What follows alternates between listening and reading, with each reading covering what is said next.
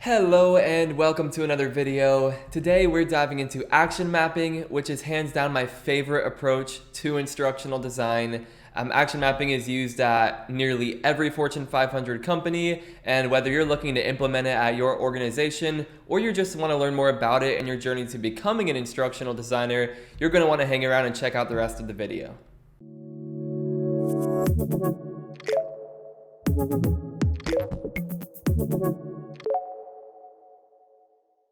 So action mapping is a process created by Cathy Moore. It draws on a lot of research and best practices from instructional design and performance consulting, but she really lays it out in a really, hands-on, practical approach in this book right here, Map It. It's by Cathy Moore. She's the one who created action mapping. Check out the book if you want to learn more after this video. I'll link it in the description.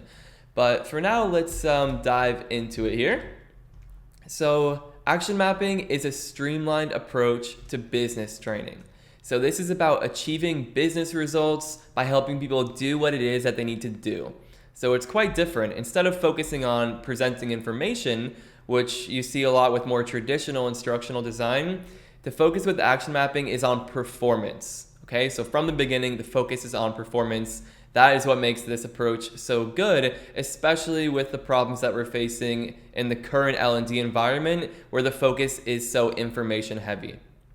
So I always refer to action mapping as a breath of fresh air. It's so approachable. So, I'm glad you're here because you're learning about it. Next step is to use it. So the first thing is that from the very first contact that you have with your stakeholders or clients is to avoid using the course word. So we don't want to refer to course. So when a client comes to you and they say, oh, hey, we need a course on information security or we need a course on customer service, you don't tell them, okay, let's talk about how we're going to create that course and give you exactly what you want. You say, oh yes, I'd be happy to discuss the problem you're facing further and identifying the best solution. Because realistically, at a lot of the times, a 30 or 60 minute one-off course isn't going to solve a real problem for the business. It's just going to, people are going to click through it and that's going to be that. Maybe they'll remember something for a few hours or a couple of days, but it's not a long-term solution. So the main goal in this first conversation, get on the same page with the client that you're going to help them solve a problem, and schedule a kickoff meeting with all of the necessary stakeholders. So that's the goal here. Don't agree to creating a course. Instead, try to get on a kickoff meeting with the real client. So let's move into this. This is the kickoff meeting. You want to make sure you have all of the key stakeholders there. So not just the person who contacted you or the first stakeholder, but we want the person who's actually feeling the pain that led to this issue. So if some manager, some VP or someone is really feeling the pain of this customer service problem, for example, you want to try to get them on the call because they're the ones who are going to be able to speak to that problem the best. Also, you want at least one subject matter expert on the call. These are typically people who had been in the role for a long time. They know what works and what doesn't, and they have years of experience to give you rich examples and inform the discussions. So 2 subject matter experts is ideal, but at least one subject matter expert and the real client who's feeling the pain of this problem, those are the people you want on the kickoff meeting. The goal of this meeting is to identify the business goal. So what are we actually trying to accomplish? You need to identify what people need to do to achieve that goal. And you need to identify, or start to identify at least, why those people are not doing what they need to do. So that's the goal for the kickoff meeting. Let's dive into it further. So first off, we have that business goal. That's where we want to start. Instead of saying, oh yeah, let's talk about the course we're building, we start by discussing what it is that we want to achieve. What is the metric that we're trying to move? So here's the template that Cathy Moore lays out for us.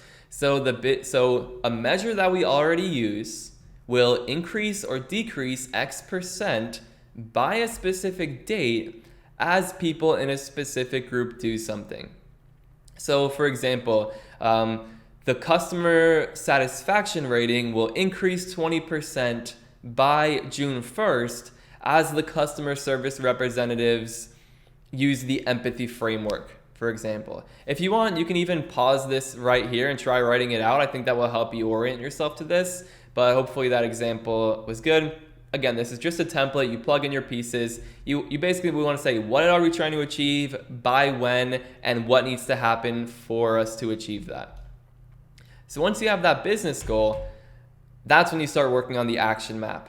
So an action map, it looks like a mind map where you have like a node in the center and then you have nodes extending from it and nodes extending from those nodes. But the difference here is that everything on this map is going to be a specific observable action, behavior, or task, however you want to think about it. But these are actions that people can actually do and that you can see them do, not information. So we're not mapping information here. So again, the action map mainly is what do people need to do and why aren't they doing it? And that second bullet point will be kind of like notes in the margins around the actions, but we'll get into it. But this is one of my favorite parts of this whole process, and it's aptly named action map. But this really helps get clients and stakeholders focused on performance and what it is you want people to do. And this for me has really changed my business and my client relationships. Just bringing the focus to the actions, that already makes me enjoy instructional design work a lot more, and I think that you might find the same. So we need to create the action map. So that business goal, so increase customer satisfaction rating by 20%, that's going to go right in the center of the action map, and everything else will extend out from there. So you'll have actions and sub-actions, and you'll be brainstorming with the subject matter expert and client to create this map. And this is all on that 2-hour kickoff meeting. So first you identify the business goal, you put that in the center of the map, and then together you create that map. So I use a tool called MindMeister, which you can see right here. I'll post a link to this in the description. But you can use any kind of software that you can rapidly create a map like this. But in the center, we would put something like improve customer satisfaction rating by 20%. So right there, we have our business goal. And what I'll do with my clients is I'll say, okay, how are these customer service representatives going to improve this? How are they going to improve their customer satisfaction rating? How are they going to get those better survey results from the customers? And I'll ask these questions to the SMEs, the clients, whoever's on the call. So they might say, oh, we need to empathize with the customer. So we'll put empathize with customer. And then another SME might say, oh, we need to document the problem accurately. Okay, so then where sub-actions come in is I'll say, okay, document the problem accurately. Like, can you tell me what that looks like? Or how would we go about documenting the problem? And they might say, oh, make sure you log the customer's name. Right, makes sense. I'll zoom in a little here. And then they'll say, what else might we want it to do? Use succinct bullet points instead of writing paragraphs. So this would be in the company's like logging system. And I would say, how can we empathize with the customer? They might say, oh, use the customer's name when speaking to them. Name when speaking to them. It might be acknowledge how the customer is feeling verbally. So, oh, I understand you're frustrated. And maybe there are even sub-actions to that. So don't use emotional language. Don't assign an emotion if the customer did not use it themselves. So don't just assume that they're like angry or frustrated or something like that. But you get the idea. You start building out this map. I use these negative actions. So not just here's what you need to do, but also things not to do. So, positive actions or negative actions. But this is the idea. On the fringes, once you're ready to start adding notes to this map, which we'll get to in a second, you can use note features on here, and you can start saying why people don't do these things. So we'll get into that in a second, but that's the process I go through with clients. Again, it's always on these virtual meetings, but if you're there in person, you can do it on a whiteboard, you can do it on a piece of paper on a desk. The important thing is that it's a visual that everyone can see. Another issue is that clients will often bring up information. Oh, they need to know this, they need to know that. Your job as the instructional designer is to refocus it on the actions that people need to perform. So always redirect to the actions. If someone brings up information, say, what would it look like if someone were using that information on the job? How could we see someone using that information? And again, get people focused on the tasks, the observable behaviors. That's our goal here. Cool. So after you've created that action map, you've got all of your actions and sub-actions, and it's all laid out nicely. Again, this will probably be a lot on here because this is a brainstorming-esque process. A lot will come up and you don't want to miss it. But then it's time to prioritize the actions and decide which are the actions we really need to focus on here. And you can ask yourself, you can ask the subject matter experts and the client a few questions to identify these high priority actions. So the first one naturally is, which actions contribute the most to the goal? So if the customer is empathizing, is that going to make a huge difference in how satisfied the customer is? Probably. So the subject matter experts would tell you that. So which actions are most often performed incorrectly? Okay, so again, maybe people are using that logging software really poorly, and that's just causing tons of issues. That's a high priority action. And finally, which actions have horrible consequences? So maybe one of our actions is like, don't insult the customers. And obviously, if you insult the customer, it's just going to go super downhill. So since that one would have such a bad consequence, it would probably be a very high priority action that you would want to target. So once you've identified those high priority actions, our next question is, why are people not doing this? Okay, why aren't they doing it? And if it's a negative action, why are they insulting people, right? We're just trying to get to the root causes here. Cathy Moore suggests, and I've seen this model, like the 5 whys, like don't just settle at the first answer. If they say, why aren't people doing it? Oh, they're just lazy. Like, don't settle for that. Keep asking why until you get to what seems like the root cause. So don't settle for the first answer. And we're looking at a few categorizations here. So categorizations. Is this an environment problem? So is it a problem with the tools that people are using or the culture that they're operating within? For example, they might know what the right way to do things is, but if they get kind of like made fun of for doing things the right way by their coworkers or their manager or whatever, they're probably not going to want to do it. So that's kind of like a cultural issue. And then it also could be an issue with the tool set. Maybe the tools that they're using are kind of slow or very complicated. Environmental issues, not usually issues we can solve by training the people who are experiencing them. Take that with a grain of salt. I mean, there are always exceptions, but we're really looking at these knowledge and skill issues. So how much of the problem is caused by a lack of knowledge? And if it is a lack of knowledge, is it something that people need to memorize because they're in this, really high pressure situation where they can't reference something like a job aid? Or is it something that they can just reference as needed on a job aid or a quick app or something like that? Is it a skill problem? So is it that people literally don't know how to do what it is that they need to do? They haven't had the right practice or feedback doing it, and they need to be upskilled to do that thing effectively? Or is it a motivation problem? People know what to do, they just don't want to do it. Cathy Moore suggests that motivation problems are almost always caused by some combination of the previous 3 that we talked about. So Cathy Moore says, solve the root problem, which is usually environmental, knowledge, or skill-based, and that will usually solve the motivation problem that you're seeing. So those are the big categories here. We want to take notes of these types of problems in the action map, like I was mentioning earlier. So for these high priority actions, maybe in the margins or using a note feature of your mind mapping software, mention why people aren't doing what they're supposed to be doing. Because again, we really want to target the skills. We want to design the practice activities so that people can practice making these decisions and using these skills in a safe environment, a safe, training, risk-free environment. So once you know the causes, it's time to create a prototype to address those knowledge and skill pieces. So we want to consider the format. E-learning rules so much these days. So much is e-learning. But this approach and these kind of practice activities can work just as well in a face-to-face environment. So consider the format. And again, is this going to be a one-off experience? Are you going to deliver 1 or 2 questions every day or every week and do spaced repetition? That is, up to you.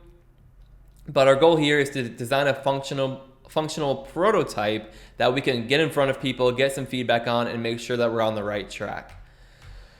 So that prototype is, of course, going to consist of these practice activities. That's what this whole action mapping approach is about. It's about designing these practice activities to help people do what it is that they need to do to improve these, or to contribute to these business results. So your subject matter expert is going to be a very big asset at this stage. They have all of the experience, they have all of the real world examples that are going to help you create strong, contextual, realistic questions with realistic answer choices and consequences. So Cathy Moore, again, in Map It, she really does a good job talking about creating these strong multiple choice questions and just strong questions in general. So I'll leave that to you if you want to check out the book and get the full scoop on this piece. But the questions, we want to make sure that they're addressing one of these key decision points, which we pull from the action map. We want to make sure that they're contextual, so they're about a specific situation with a specific person. We want to make sure that they're realistic, so this context should match the context that the person will experience in the real world on the job. And we want to make sure that these consequences are based on real experiences, again, very realistic. And when someone makes a wrong choice, instead of saying, oh, that's incorrect, try again, we're showing them what happens. So when you say to the customer, oh, don't talk to me like that, you're being rude, then instead of saying, oh no, don't tell the customer they're being rude, if you're uncomfortable, translate it to a manager. That's not what we want to do here. We want to show the consequences. So when you choose that choice and you say, oh, tell the customer stop being rude, we'll go to a screen, we'll see the customer, and they'll say, are you seriously calling me rude right now? Like, this is your organization's problem and you're not fixing it for me. I'll just take my business somewhere else, hang up. And that's the consequence. So again, a bit different than typical multiple choice questions. Each answer choice will have its own consequence associated with it, but that's what makes these practice activities so rich, realistic, and memorable. All right, so once you've designed a few questions or a prototype, again, this is just a very small portion of your overall experience, and it only needs to be functional. So it doesn't need to look amazing. It doesn't need to be in its final form. It just needs to work. It needs to have it needs to have the questions and the consequences. And once you have that functional prototype, it's time to get it in front of people such as your subject matter experts, the client, and the intended audience. And you want to get feedback. So you can use surveys, you can use focus groups or interviews, and you want to hear from the people who are going through this. Make sure you're on the right track, make sure it's relevant to what it is that they're doing, and make sure that it's helpful. So this is a really good way to see how the approach is resonating with the intended audience especially. So that is the bulk of action mapping. So from there, Cathy Moore talks about how you can actually finish developing this. So you can create and get approval on a project plan. So once you have the prototype and you have the good feedback and you know you're on the right track, you're going to actually do like a project charter or an outline of the entire project with the deliverables and the approach and the findings you've had so far. And that's what you're going to put in front of your client and SMEs, and you're going to get them to sign off on it just so you make sure that everyone is on the same page and committed to the same goal.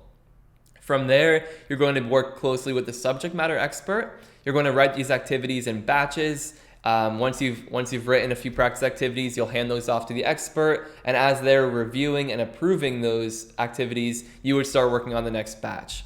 So it's a very good way to keep the project moving forward and get feedback as you go. And finally, once these practice activities are ready, they're reviewed, they're approved, and they're fully functional in their final form, it's time to get them in front of the intended audience. As far as evaluation goes, of course, you can always look at the data as it comes in and refine as needed, but Cathy Moore particularly recommends this success case method approach to measure impact. So this is by Brinkerhoff. He has a whole book on it. I'll again link that book in the description.